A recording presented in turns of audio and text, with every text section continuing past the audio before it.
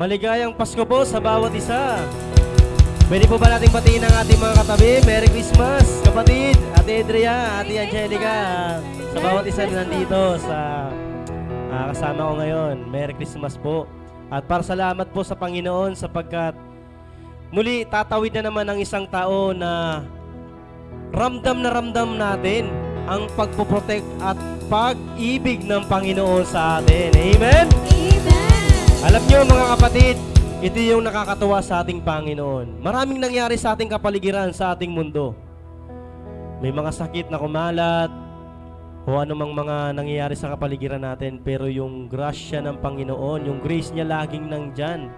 Tatawid tayo sa taong 2022 na pinupuri natin siya, nakakapagpatuloy tayo sa ating gawain, may mga simbahay tayo.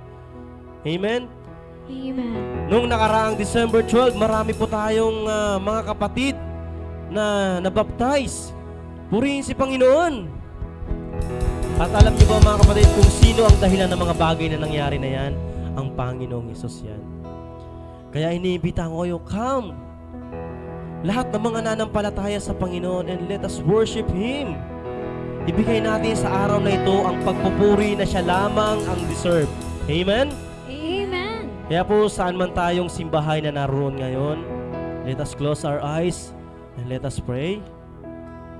Itaas natin ang ating Panginoong Diyos sa buhay natin ngayon. Kalimutan nyo muna kung ano yung mga naiwan nyo sa tahanan ninyo. At i-focus natin ang ating sarili sa ating Panginoon. Yes, Lord God, worship you. Oh, come, all ye faithful, joyful and triumphant. Oh, come ye to Bethlehem. Come and behold Him, born the King of ages. Oh, come, let us adore Him. Oh, come, let us adore Him. Oh, come, let us adore Him, Christ the Lord. Palapakan natin siya!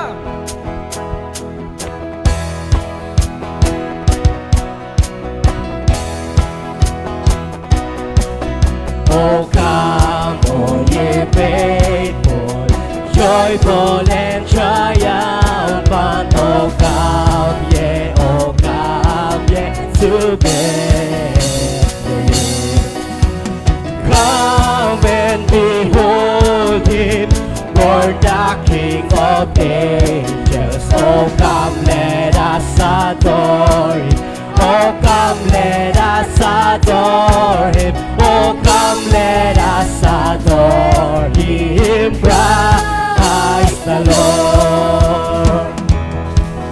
Oh, sing choirs of angels, sing in exaltation. Oh, come ye to Bethlehem. Come and behold Him, born the kings of ages. Oh, come, let us adore. Oh, come, let us adore Him. Oh, come, let us adore Him, Christ the Lord. Oh, sing choirs of angels, sing in exaltation. Oh, come to Bethlehem. Come and behold Him, born the kings of ages. Oh, come, let us adore. Oh, come, let us adore Him. Oh, come, let us adore Him, Christ the Lord. Oh, come, let us adore Him, Christ the Lord. Oh, come, let us adore Him, Christ the Lord. Amen. pangangalakal sa ating Panginoon. Amen! Amen.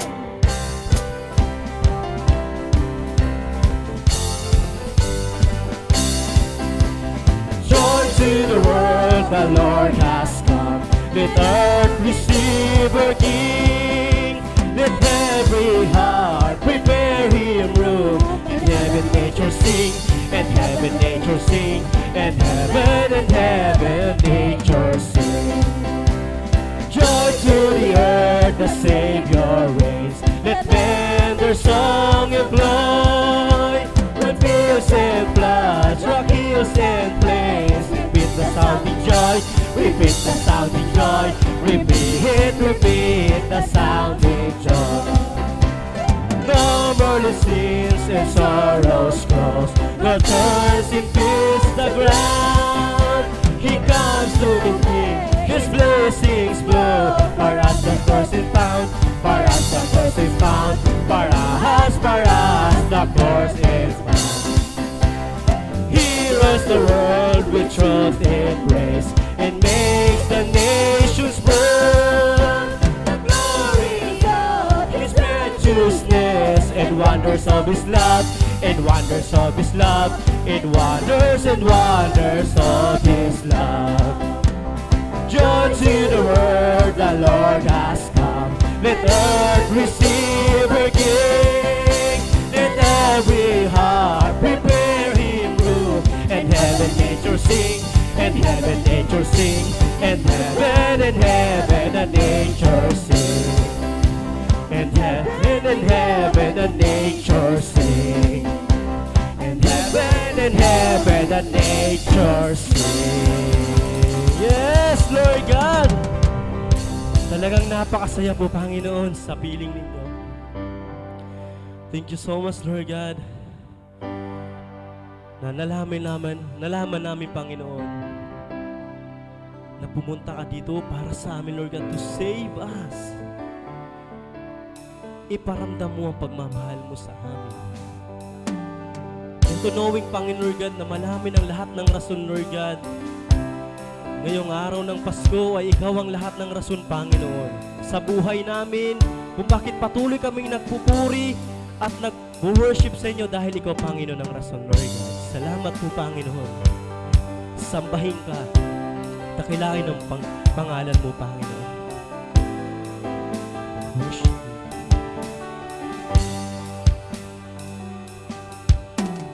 Christmas is about His glory. Christmas is about His grace. Christmas is a gift of love our Father gave us. More than just another story about a special time and place. Christmas is a time to live a song of praise. For God is with us, and we celebrate the glory of His presence. Christ has come to fill our hearts with love. He came to save us, King of kings and Lord of lords. His name is Jesus. God with us, Emmanuel has come.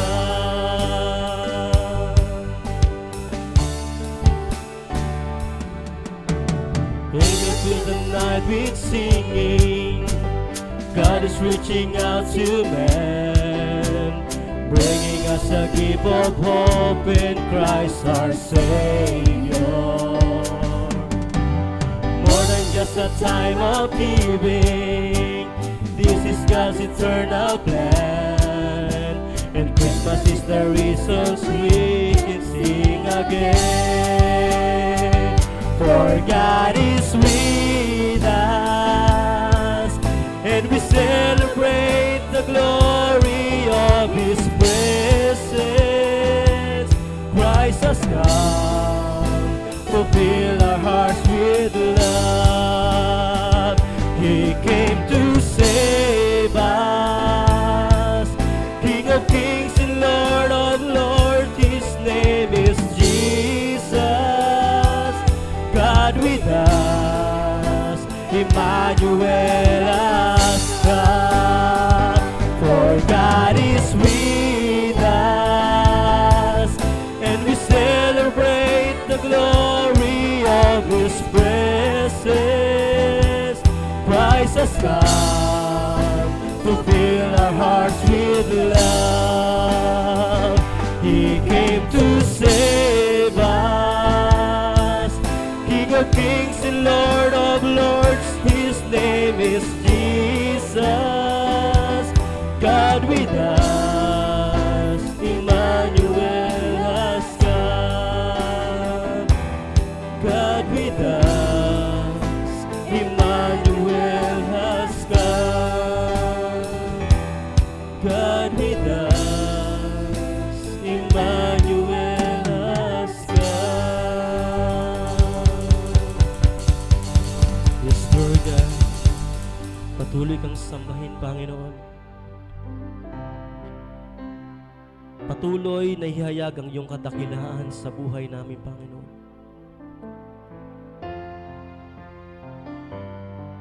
Dahil Ikaw, Panginoon,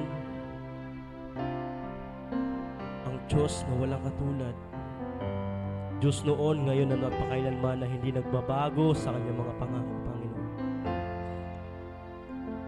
Salamat, Panginoon, sa patuloy na katapatan sa aming mga buhay. Worship you.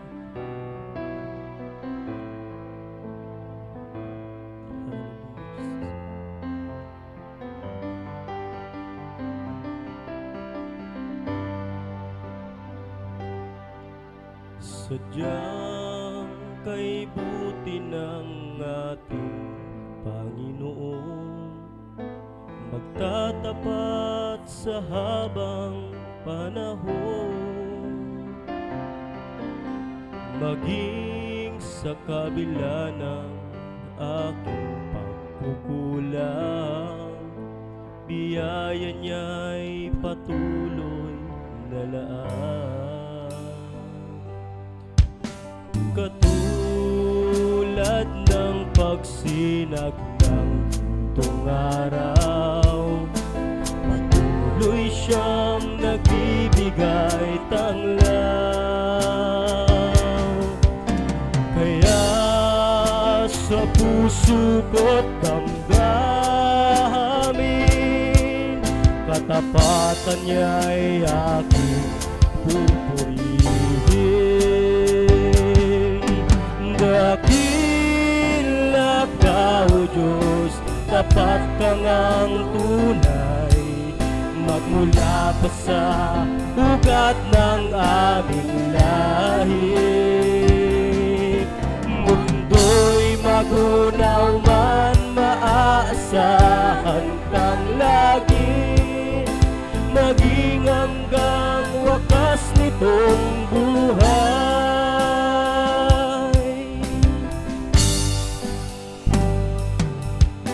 Kaya, O Diyos, Ika'y aking pupurihin, sa buong mundo'y aking awitin.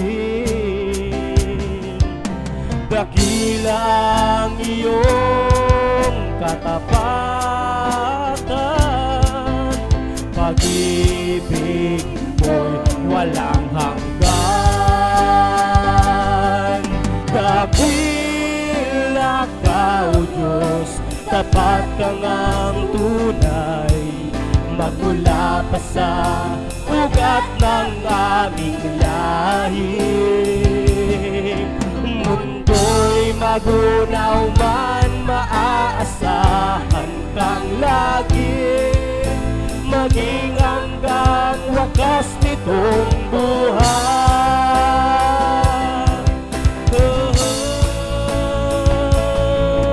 Dakila ka, O Diyos, sa habang panahon, katapatan mo'y matibay na sandigan. Sa bawat bighati, tagumpay man ay naroon, daluyan ng pag-asa kung kailan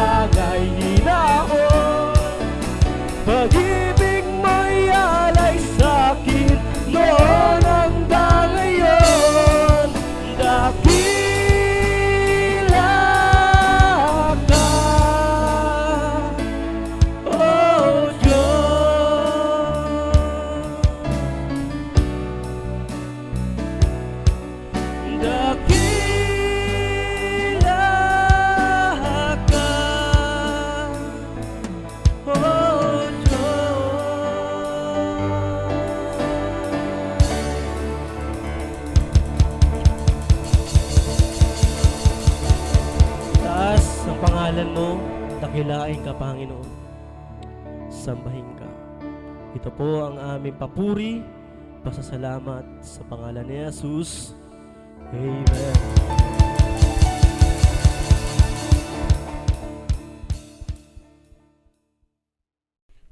Magandang umaga po sa lahat. Pasko na po. Ang araw na hinihintay ng lahat. And accordingly, ito ang araw ng kapanganakan ng Panginoong Jesus. And everybody is having some celebration sa kanya-kanyang mga tahanan, sa mga opisina, sa mga grupo. At ganoon din po sa atin. Itong mga nakaraang araw, kanya-kanya po tayong Christmas party. Now, masaya naman po na meron po tayong ganitong celebrations every year. But, pahapyaw lang po, gusto ko pong magbigay ng kunting trivia. There are several controversies na nakapaligid po dito po sa celebration po ng Christmas, ng Pasko. Yung tanong whether December 25 is the exact date of the birth of Jesus Christ, that's the question. That's the controversy. Because itong December 25, it has a so-called an origin, a pagan origin or roots ng mga festivals na meron po dito.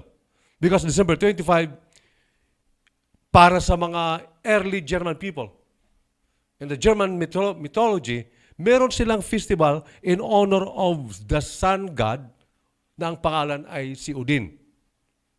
And this sun god of the German, ang pangalan ay si Odin, siya po ay identified din, pinag-identify na kahalintulad ng Roman god na si Mercurius or Mercury. And another story about December 25, meron din pong isang festival na sineselebrate ang mga Roman people before the death of Jesus Christ and even after, in the early years, after the death of Jesus Christ.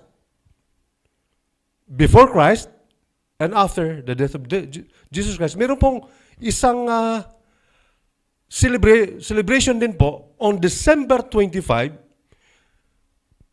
in honor of the birthday of the sun god ng mga Romano ng pangalan ay si Sol Invictus or si Mithras. Alright? So, it was being celebrated before na yung ang Roman Empire ay i-translate into a Christian empire. And nangyari po, itong December 25 is also the concluding day of the pagan winter festival or the winter solstice festival na tinatawag po nila na Saturnalia. So there are several pagan roots or origin, ito pong celebration ng Christmas Day. Ika nga, the day of the birth of our Lord Jesus Christ. By the way, historical background, it was just in AD 324 when the Roman Emperor Justinian declared the celebration of Christmas Day. That it was just in early 324 after the death of Jesus Christ, Anno Domini, right? And perhaps the historical background again, or yung mga calculation, is because December 25, yung kapanganakan ni Panginoong Jesus, because there is also the so-called the Feast of the Annunciation. Itong Annunciation, ito yung araw kung saan nag-visit si Angel Gabriel sa kay Virgin Mary at nagkaroon po ng announcement. Kaya tinawag po itong Annunciation. Announcement kay Mary na ikaw ay magbubuntis sa Misaya. And yung araw na yon, it's the Day of Annunciation. Alam niyo po ba yung Day of Annunciation? It's March 25. So, magbibilang po tayo ng 9 months, March 25. So, sakto-sakto, December 25. So, ulitin ko po, yun po ang background. So, if you ask me, Pastor, do you celebrate Christmas? Yes, I do. And for me, Christmas should be celebrated daily. Dapat araw-araw. Sundan natin yung ating kanta ng mga Filipino na araw-araw ay Pasko. Araw-araw ay pag-ibig, araw-araw ay pagbibigayan, araw-araw ay pagmamahalan. That's why today, I will not focus mainly on the day or this December 25, the Christmas day. I will take you to something that will happen even after and even beyond the Christmas day. And that is our journey, ang paglalakbay patungo sa bagong taon. Ang pagtawid natin papunta sa taong 2022. My question is this: what is your perspective of the coming year? Ano ba yung pananaw mo? Ano ba yung tinitingnan mo ngayon sa papasok na taon? And paano mo ba ito tatawirin? Paano natin pupuntahan? Paano natin ito mapoposes? Of course, itong 2022, which is just a week from now, isang linggo na lang po mula ngayon, we have high hopes. Napakataas po natin ng ating pag-asa na ang 2022 will be a better year, better than 2021, and better than 2020. Na kung saan pumasok po tayo sa tinatawag na new normal.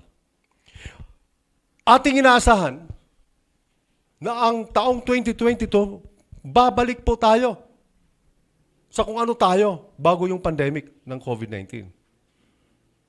That there will be face-to-face classes for our school children. Talagang magfo-full swing ang mga negosyo. Business will go as usual before 2020, the March of 2020. And yes, perhaps things will come to a bit normal, but we will still be in the new normal. New normal pa rin po tayo. Mayroon pa rin po mga bagay na hindi po natin gagawin, na ginagawa natin noong nakaraan 2019 and backwards. In other words, there are still uncertainties ahead. Mayroon mga bagay na hindi natin masisiguro, hindi natin alam. That is why, today, we will go to a situation in the Bible where God's people were about to do something new. They're about to move to something new. They're about to move to a new place and have a new life. Similar to our situation right now. That's why let us open our Bibles in the book of Joshua, chapter 3, verses 1 to 17. And let me read it. Early in the morning, Joshua and all the Israelites set out from Shittim and went to the Jordan, where they camped before crossing over. After 3 days, the officers went throughout the camp, giving orders to the people. When you see the ark of the covenant of the Lord, your God, and the priests who are Levites carrying it, you are to move out from your positions and follow it. Then you will know which way to go, since you have never been this way before. But keep a distance of about 1,000 yards between you and the ark. Do not go near it. Verse 5, Joshua told the people, consecrate yourselves, for tomorrow the Lord will do amazing things among you. Joshua said to the priest, take up the ark of the covenant and pass on ahead of the people. So they took it up and went ahead of them. And the Lord said to Joshua, today I will begin to exalt you in the eyes of all Israel, so that they may know that I am with you as I was with Moses. Tell the priest who carried the ark of the covenant, when you reach the edge of the Jordan waters, go and stand in the river. Joshua said to the Israelites, come here and listen to the words of the Lord your God.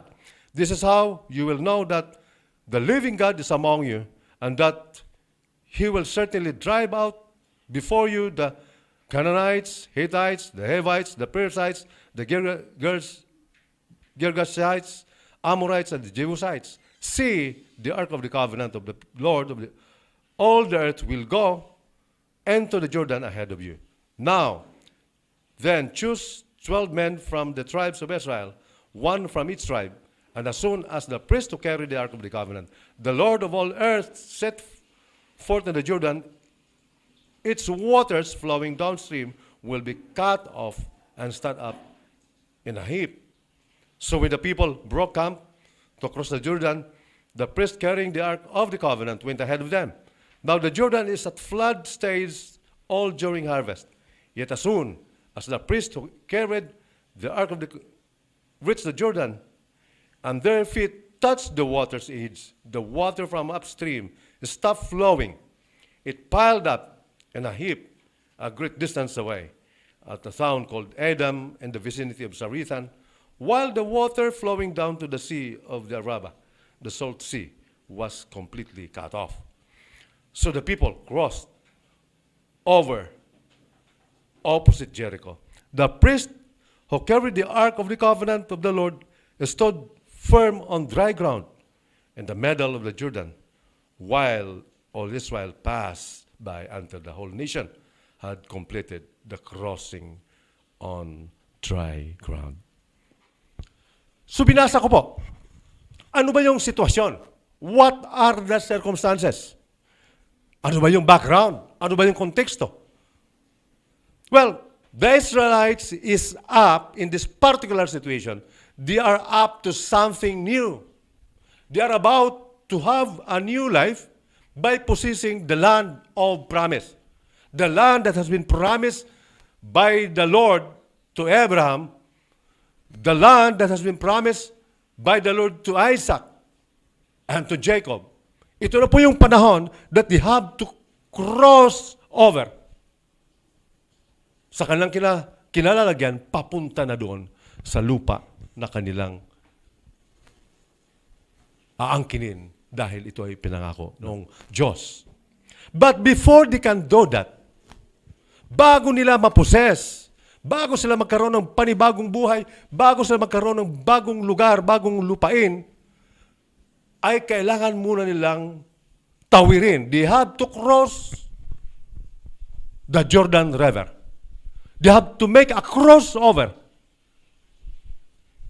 But before this scenario, na sila ay mag-crossover, by the way, alam niyo ba kung anong nangyari sa Israel?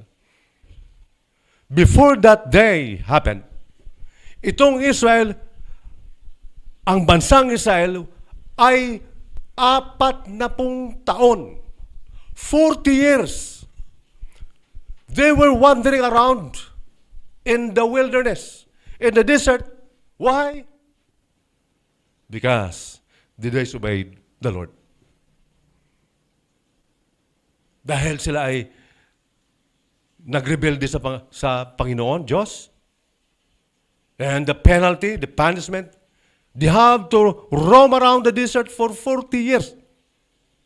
And you know what? After 40 years, in the span of 40 years, siguro mga 10 years, 15 years, 20 years, 30 years, and hanggang sa panahon na to, na binasa po natin, itong mga Israelites, I would assume that they were a bit contented. Sila po ay naging kontento na sa kanilang kalagayan, sa kanilang circumstances, na nandun sila sa hindi magandang sitwasyon kasi araw-araw sila kailangan lang maglakad sa disyerto.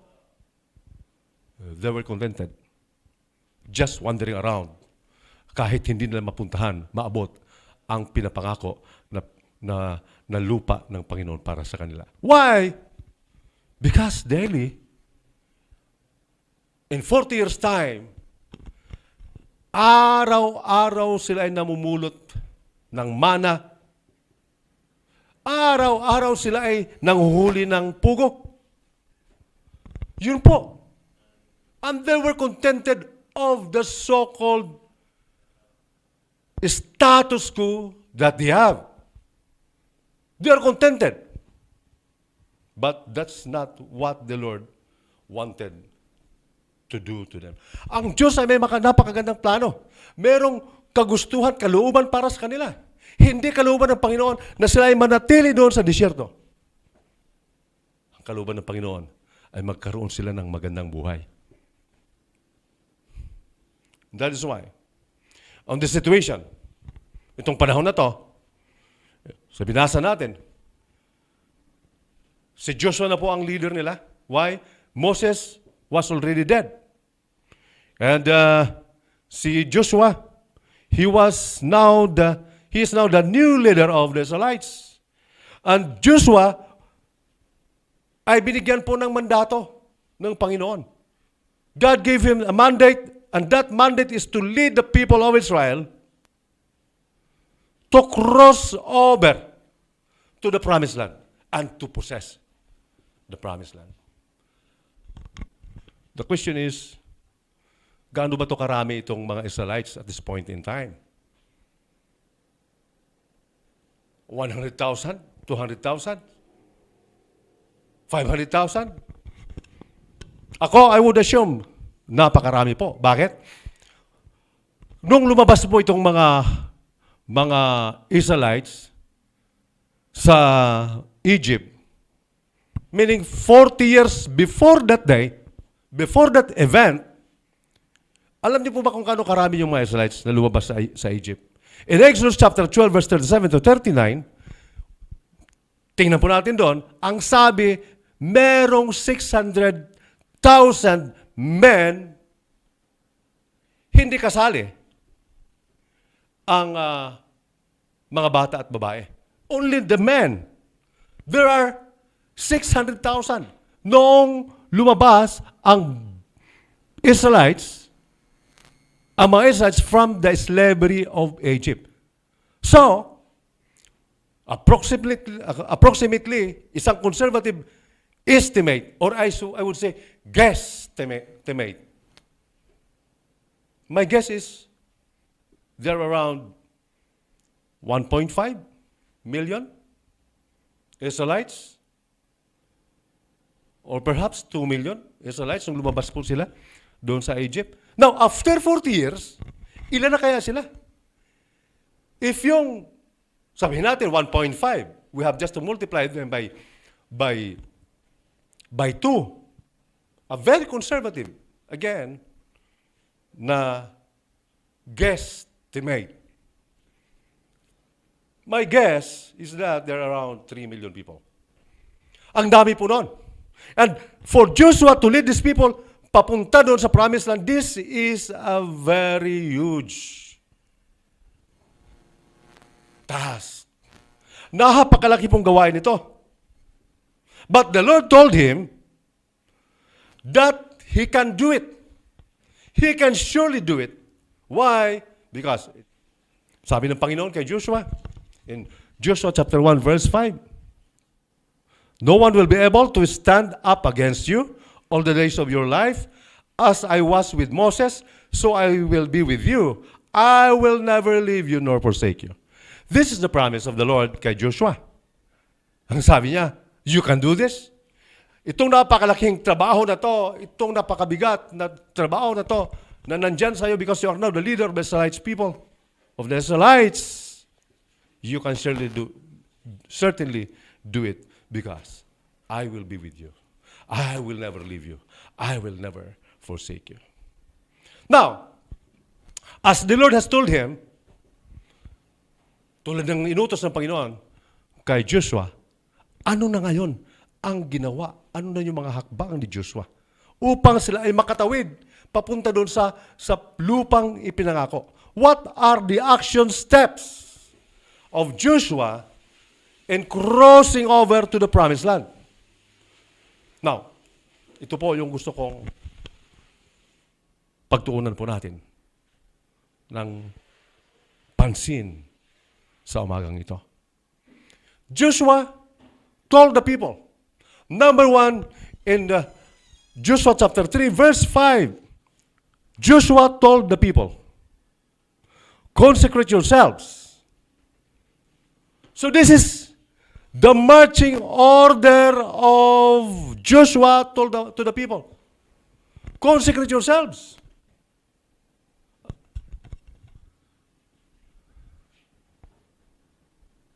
Ano ibig sabihin ng, what does it mean to consecrate? To consecrate is to devote something exclusively to a particular purpose. Parang ibukod mo ito para dito. That is consecration. Devoting something or to set aside.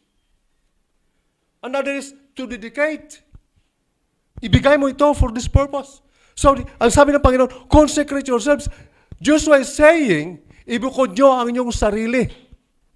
You have to devote yourselves. You have to set aside yourselves to the Lord. Consecrate yourselves to the Lord.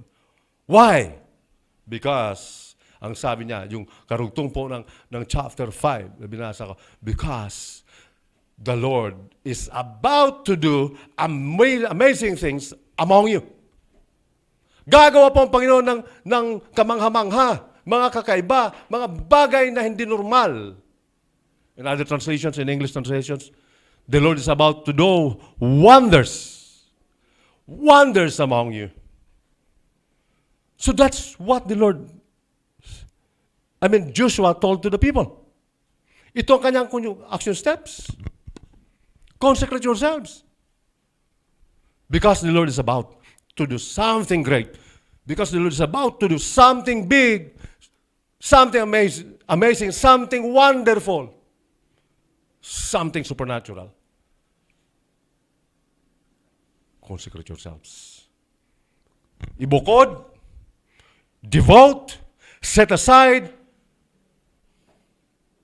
and dedicate yourselves to the Lord. Ito po yung marching order. These are the actions. This is the number one action step na ginawa ni Joshua para sa kanyang mga tao. Number two marching order or action step ni Joshua sa mga tao. He told the priest to take up the Ark of the Covenant and pass on ahead. Makita po natin dito sa binasa natin. In other words, Joshua is telling the leaders and the priests to take the lead, manguna. And in taking the lead, they have to take the risk, the possible danger, the possible hazards, the possible exposure sa mga hindi magandang mga bagay. That is the risk that you're about to face. Ito yung inutos ni Joshua. Take up the Ark of the Covenant and pass on ahead. That is tantamount to take the lead. Kailangan nilang manguna. Kailangan nilang harapin ang mga panganib.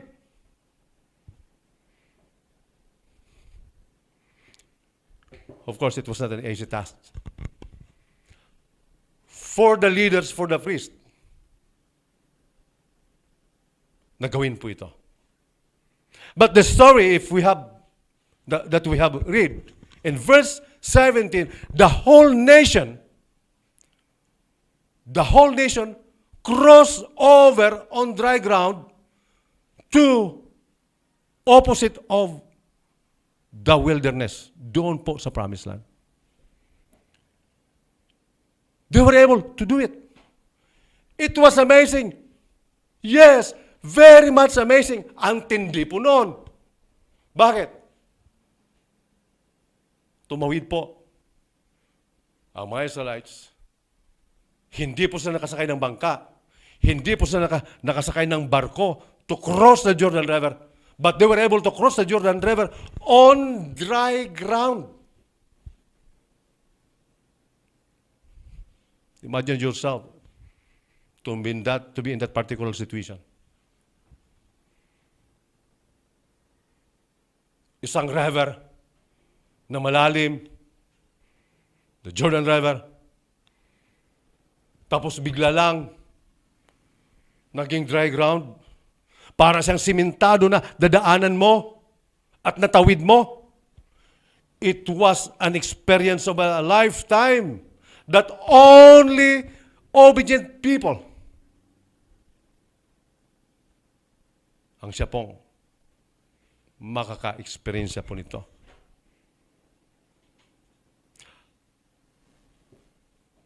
For the Israelites, I guess, and I would say, yung mga tao na nakasabay dito, they will be in awe, they are all wondering habang sila ay naglalakad patawid sa Jordan River na makita nila yung hip, yung tubig.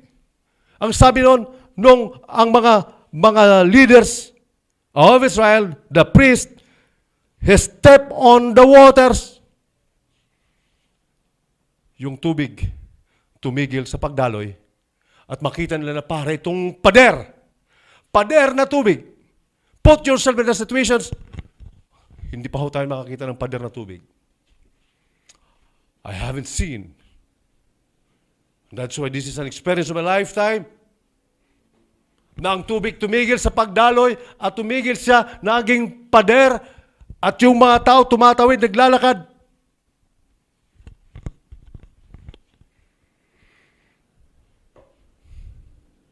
These people of Israel, they are experiencing something great, something amazing.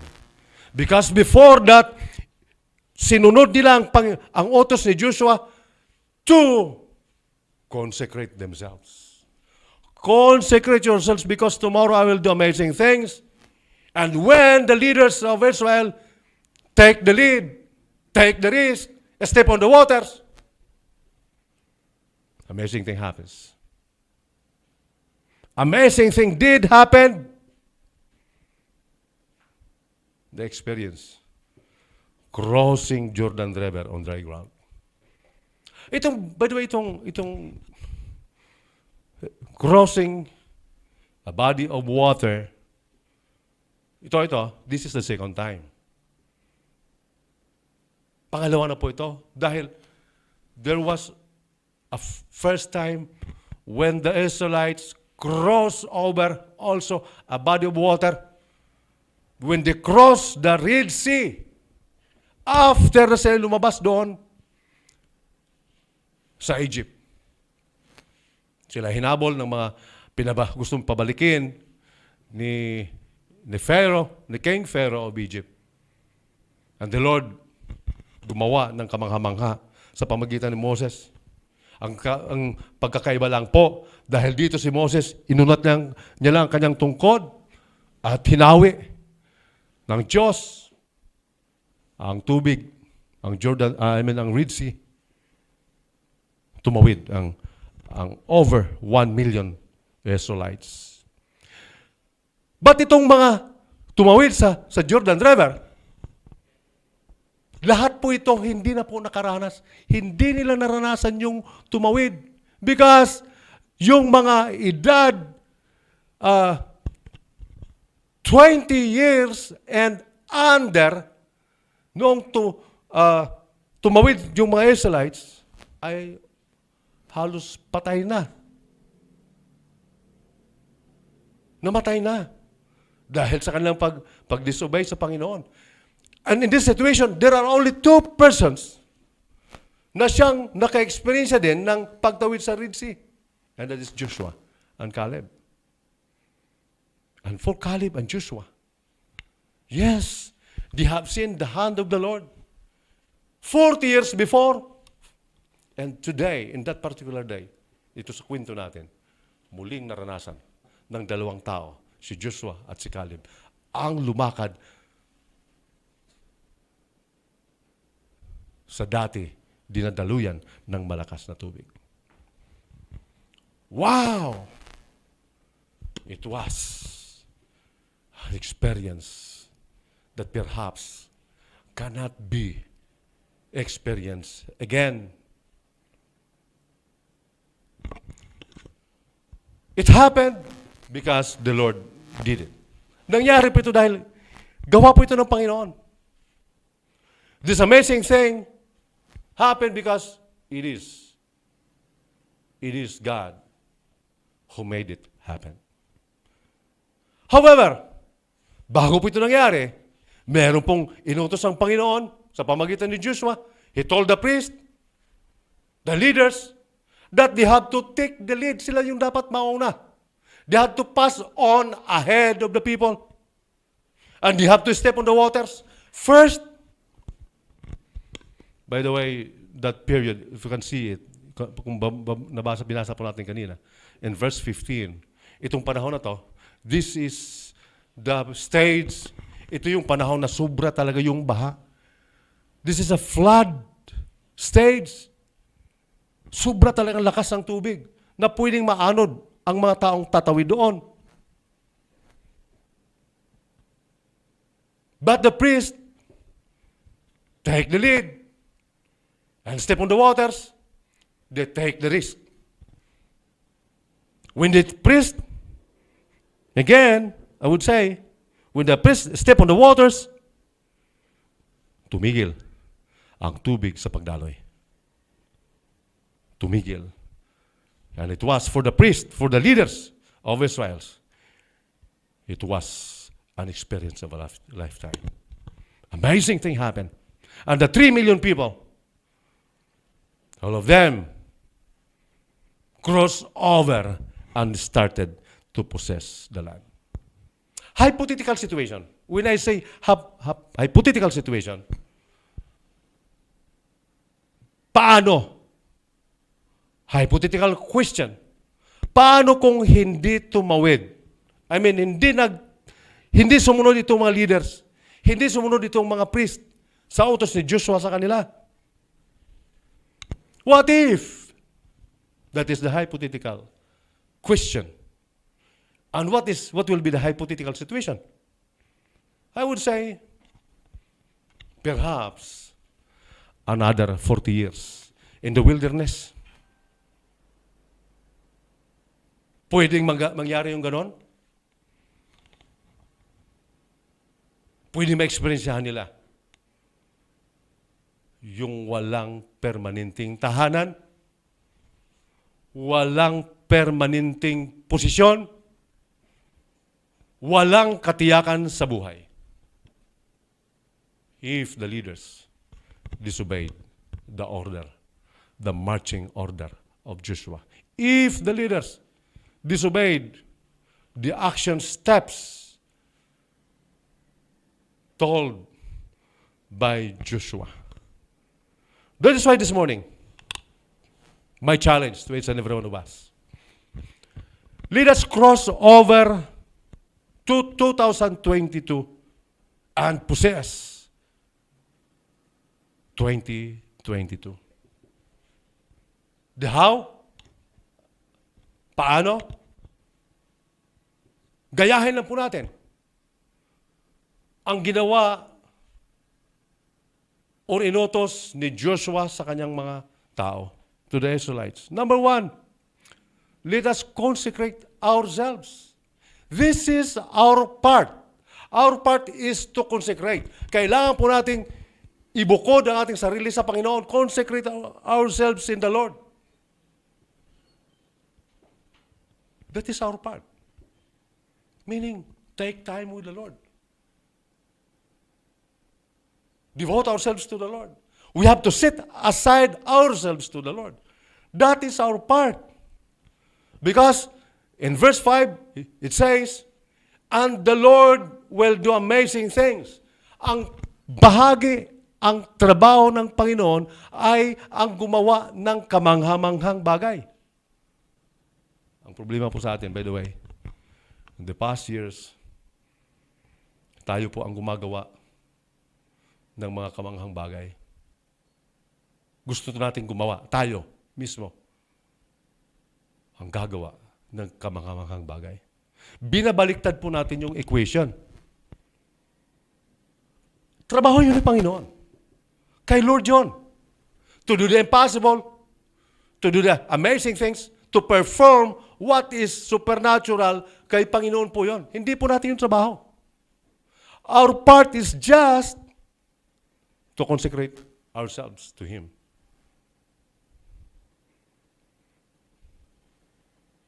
Number 2, my friends, my brothers and sisters, let's take the lead. Whether we like it or not, we are the leaders of our people. We are the leaders of our families. Tayo na merong pagkakilala sa Panginoon, tayo na merong relationship sa Panginoon, tayo po yung mga leaders. We are the priests in our own rights. We are the leaders in our own rights. And the Lord said, we have to take the lead. Tayong ipakita natin that we should let our light shine before men. Yan po sinabi ng Panginoon. In Matthew chapter 5. Let me read it. Matthew chapter 5, verse 13.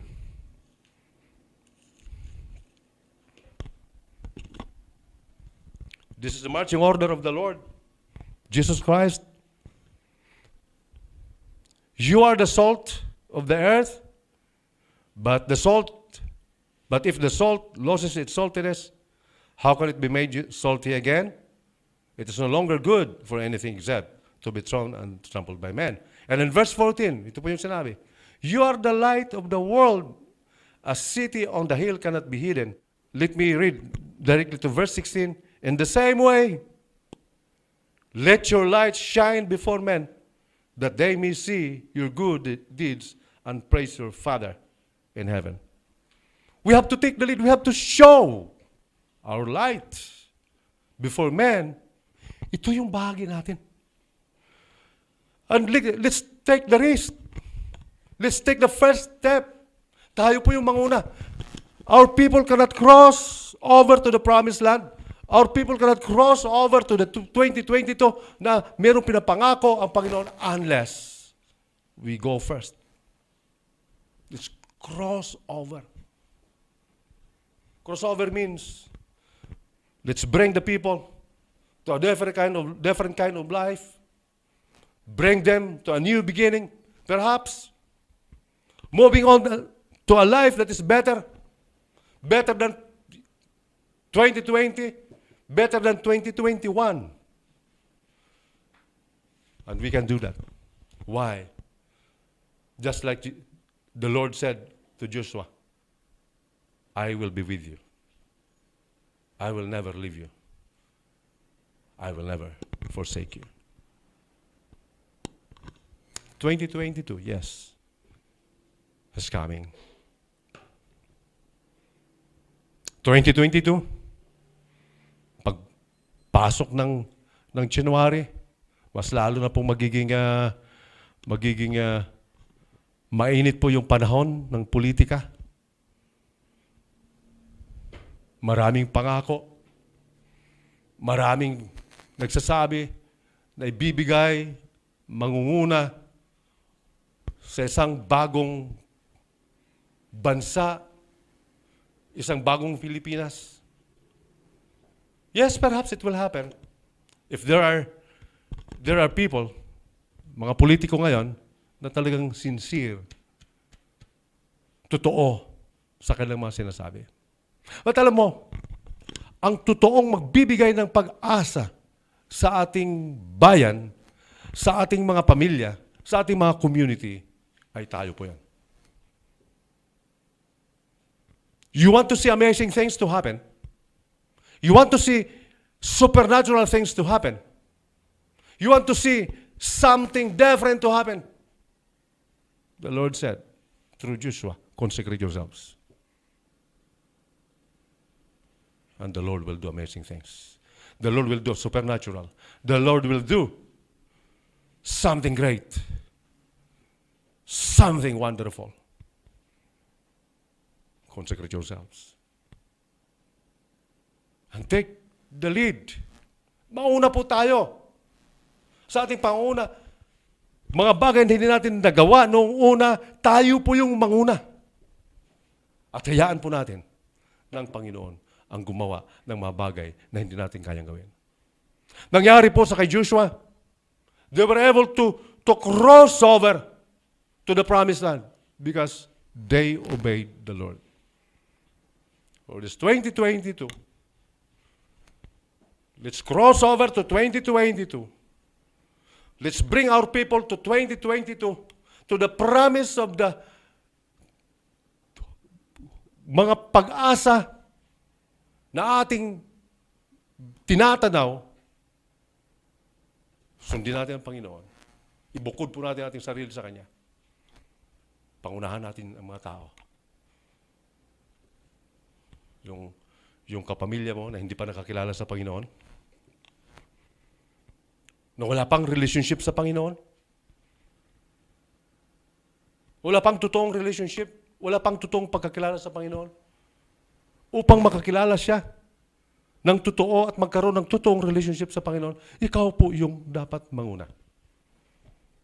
Ikaw po yung makita nila na talagang ibinubukod mo, ibinubukod natin ang ating sarili sa paglilingkod sa Panginoon. Kailangang makita po nila yon. Pangunahan natin sila. Take the risk. There are uncertainties. Ulitin ko po, yung mga priest, when they step on the waters, they do not know what will happen.